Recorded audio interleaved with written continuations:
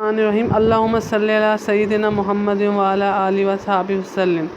فضائل صدقات سے حضرت عمر رضی اللہ عنہ کا ارشاد ہے کہ طمع کرنا فقر اور محتاجگی ہے اور نا امیدی غنا ہے۔ جو شخص ایسی چیزوں سے نا امید ہو جائے جو دوسروں کے قبضہ میں ہیں وہ ان کو مستغنا رہتا ہے۔ ایک حکیم سے کسی نے پوچھا کہ غنا کیا چیز ہے؟ انہوں نے فرمایا کہ تمناؤں کا کم کرنا، جو اپنے لیے کافی ہو جائے اس پر خوش ہو جانا۔ بے شک محمد بن واسع رحمۃ اللہ سو کی روٹی کو پانی میں بھگو کر کھا لیا کرتے تھے اور فرمایا کرتے تھے جو اس پر قناعت کر لے وہ کسی کا بھی محتاج نہ ہوگا۔ ایک حکیم سے کسی نے پوچھا تمہاری مالیت کیا ہے؟ فرمانے لگے ظاہر ہے خوشحال رہنا، باطن میں اختصار اور میانہ روی اختیار کرنا اور دوسروں کے پاس جو چیزیں ہیں ان سے امید نہ رکھنا۔ حق تعالیٰ شانہ کا حدیث میں ارشاد ہے کہ آدم کے بیٹے اگر ساری دنیا تجھ کو مل جائے تب بھی تو اس سے اپنی حاجت کے بقدر ہی کھائے گا۔ اگر میں اتنی مقدار تجھے دے دوں اور اس سے زائد نہ دوں جس کا تجھے حساب دینا پڑے تو یہ میں تجھ پر احسان کیا۔ بے شک حضرت عبداللہ بن مسعود رضی اللہ عنہ فرماتے ہیں جب کسی سے کوئی حاجت طلب کرے تو معمول طریقے سے طلب کرے، ایسا نہ کہے کہ آپ تو ایسے ہیں، آپ تو ایسے ہیں، چنانچہ چنیے ہیں کہ اس سے اس کی تو کمر توڑ دوں گے اور کہ وہ عجب و تکبر میں ہلاک ہو جائے گا اور تمہیں مقدر سے زیادہ نہ ملے گا۔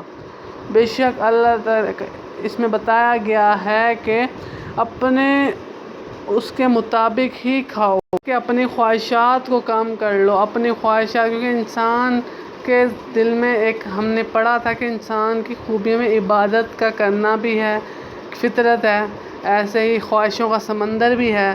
تو اسی طرح ایک تیسری انسان کی فطرت میں ہے کہ انسان کو حاجت ہے۔ ایک انسان بادشاہ ہے نا، بادشاہ، چاہے وہ بادشاہ ہو، اس کے پاس پورے دنیا کا پیسہ ہو لیکن اس کو پھر بھی حاجت ہوگی، سونے کی حاجت ہوگی، حاجت اس کو ہوگی۔ یہ انسان کی فطرت ہے، انسان کی تیسری فطرت ہے۔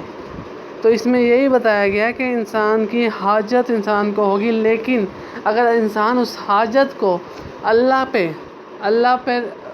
کے احکامات کے مطابق کرے گا، کہ اپنی حاجت کو اللہ کے احکامات کے مطابق اس کو پوری کرے گا تو یہ ایمان ہے۔ اگر اس حاجت کو اللہ کے احکامات کو توڑے گا، اس کے علاوہ اس کا حاجت کو پوری کرے گا تو یہ کفر ہے۔ اب یہ انسان کی فطرت میں ہے، لیکن اب یہ اس پہ ہے کہ اللہ کے احکامات کے مطابق اپنی حاجت پوری کرے گا کہ نہیں۔ تو اسی طرح بہت سارے صحابوں کے یہاں واقع آج پڑھیں تو اس میں انہوں نے بتایا کہ ان کی جو چیزیں تھیں نا، ان کی چیزیں تھیں وہ اس کے مطابق مطلب کم اس چیزوں پہ ہی اب خوش ہو جاتے تھے۔ اب غنا کا لفظ ایک یوز کیا ہے تو ایک حکیم نے ان کو بتایا غنا کا مطلب یہ ہے کہ اپنے تمناؤں کو کم کر دینا، اپنی ضروریات کی زندگی کو کم کر دینا اور جو ہے اس پہ خوش رہ جانا، اور یہ نہیں کہ کوئی دوسرے کی کوئی چیز دیکھ کے اور تمہارے اندر خواہش آ جائے یہ میرے پاس کیوں نہیں ہے، اللہ کا شکر ادا کر دینا۔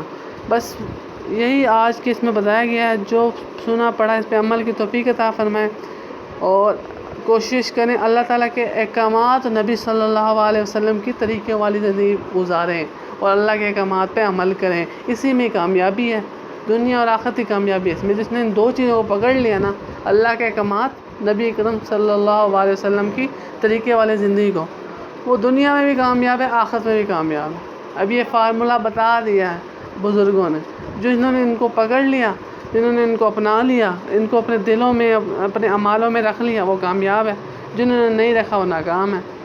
اللہ سنا پڑھا عمل کی توفیق عطا فرمائے۔